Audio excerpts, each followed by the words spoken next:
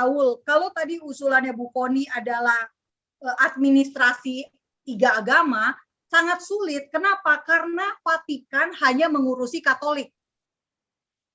1 agama saja. Sementara kalau di Yerusalem ngurusin 3 agama, 1 agama saja ada bermacam-macam aliran. Coba contohnya Kristen deh.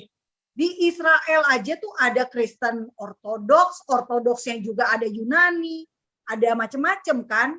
Ada Rusia, belum lagi ada Koptik. Untuk 1 gereja Makam Kudus saja 7 denominasi ada di situ. Dan 7-7-nya mau memegang kunci gereja.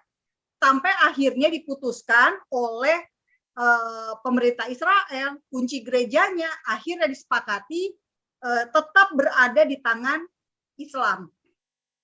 Keluarga Nuseibe. Nah, itu bisa Anda tonton di YouTube Fakta Israel ya. Nah, tapi intinya adalah tidak mungkin karena Islam pun ada bermacam-macam mazhab gitu kan. Jadi siapa nanti yang akan mengadministrasikan kota Yerusalem tersebut? Jadi saran saya tetap kita, kalau saya ya, Israel tetap menjadi pengelola, pemilik Yerusalem. Dan dari situ kita bisa melihat sendiri, kita saat ini bisa akses ke Yerusalem.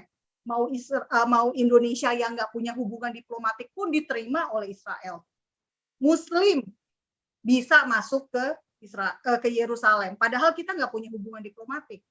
Nah, itulah kemudahan atau kebaikan dari Israel yang mau gitu ya menerima kita sebagai turis religi untuk datang ke situs-situs Kristen atau situs-situs Islam. Bahkan di Israel pun ada kuil Bahai. Di Indonesia ada loh komunitas Bahai.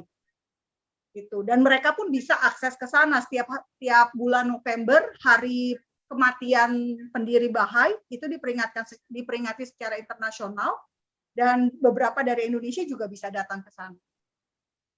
Di Haifa betul Pak Susu Kuda lokasinya. Jadi saran saya sih itu. Nah, ngomong-ngomong Pak Paul, saya mau kasih lihat hal yang menarik ya. Mungkin Pak Jenderal bisa lihat juga. Pak Jenderal, ini saya mau bagi. Pak Paul izin share screen? Iya, bisa. Boleh ya. Jadi gini Bapak Ibu, saya pernah apa ya bilangnya ya, screenshot ya, ini dari Kemlu Aman. Bisa kelihatan nggak di layar? Kelihatan ya? Iya. Nah, ini perhatikan baik-baik ya. Jadi menurut Kemlu, khususnya KBRI di Yordania dengan ibu kotanya Amman, mereka mengakui bahwa nama negara Palestina itu ibu kotanya Yerusalem, Pak Paul. Bukan Ramallah. Kebaca kan Pak Paul, Pak Jenderal? Pak Jenderal Tobi kelihatan ya? Nah, jadi ini menurut situs resmi. Ini ya kan, Kemlu, oh ya, Kemlu Go ID ya? Iya, Aman, bla bla bla gitu ya. Nah, ibu kotanya Yerusalem, Pak Paul. Pak Jenderal, ibu kotanya Yerusalem, bukan Ramallah. Nah, kepala negaranya benar ya, Mahmud Abbas. Kepala pemerintahannya benar juga nih, Rami Hamdallah. Menteri Luar Negeri, penduduk sekian, mata uang shekel tuh mata uangnya apa?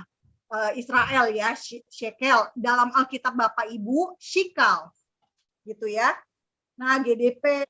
Nah, lalu di bawah hubungan diplomatik antara Indonesia dengan Palestina terjadi tahun 1989 tanggal 19 Oktober. Menarik ya, Pak Paul. Ini bukti pertama. Terus bukti keduanya, jadi menurut situs yang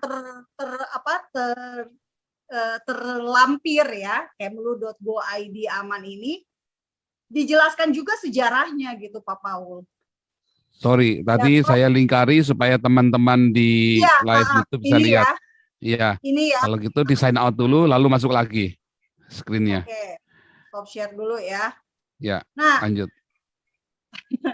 Jadi ini maksudnya aneh banget ya. Nah, terus ini kan ada sejarahnya ya. Nih Pak Paul, sejarah negara Palestina, Daulat Filastin, bla bla bla. ya kan? Tetapi di kalimat kedua Pak Paul, status politiknya ditulis masih dalam perdebatan. Kalimat ketiga, sebagian besar negara di dunia, termasuk negara-negara anggota OKI, Liga Arab, Gerakan Non-Blok, dan ASEAN, telah mengakui keberadaan negara Palestina. Itu ya. Dan ditulis di sini, Deklarasi Kemerdekaan Palestina pada 15 November 1948 di Aljazair. Gitu.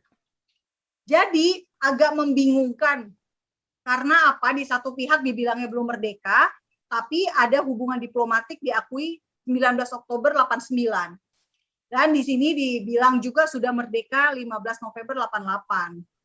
Gitu ya. Nah, itu dia Pak Paul informasinya. Nah, yang menarik juga saya tadi mau nge-share dari situsnya, ternyata tidak bisa diakses.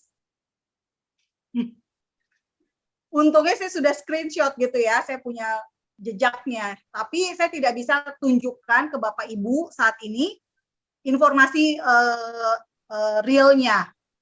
Karena ditulis sedang dalam proses penyegaran halaman. Itu saja Pak Paul informasi yang saya mau bagikan. Menarik ya, sebentar. Ada sebelum masuk ke Pak Jenderal, saya pengen kalau pendapat Pak Jenderal ya, saya pengen dengar dulu. Cuman ini ada Pak Beta Maluku nih, ini saya baru baca chatnya nih. Pak Beta Maluku, mana nih Pak Beta Maluku? Wah, mana nih Pak Beta Maluku nih? Udah kelihatan. Ada yang bisa co-host yang bisa nyalakan Pak Beta Maluku? Atau sudah sign out, mutung? Sebentar Pak Beta Maluku. Oke. Karena ini sebentar. Iya sudah tersign out ya Pak Beta Maluku. Oke, Pak Jenderal dulu kali ya. Pak Jenderal. Ya, sebentar. Iya. Oke, kedengaran. Ya kedengaran. Saya ingin tahu tanggapan Pak Jenderal ini mengenai Yerusalem jadi kota internasional atau menjadi kota administrasi seperti Vatikan, atau ya nggak boleh, itu punyanya Israel pokoknya. Jadi dan bagaimana menurut Pak Jenderal, apakah Indonesia bisa terlibat? Harusnya Indonesia, negara Islam terbesar dunia, bisa terlibat ya Pak Jenderal ya, untuk ikut ngomong ya. Artinya ngomong yang benar. Seperti tadi Pak Jenderal tadi kan bilang, pengambilan keputusan ini untung nggak intinya Indonesia ini. Ternyata kan kalau tadi saya lihat Pak Jenderal kasih presentasinya tadi, lebih banyak ruginya kita sebenarnya, kecuali untuk oknum-oknum tertentu akan diuntungkan. Sama seperti Pak Soleman Ponto kemarin toh, ini oknum tertentu yang memang ingin menggunakan isu Palestina, tetapi secara total negara Indonesia jelas rugi kalau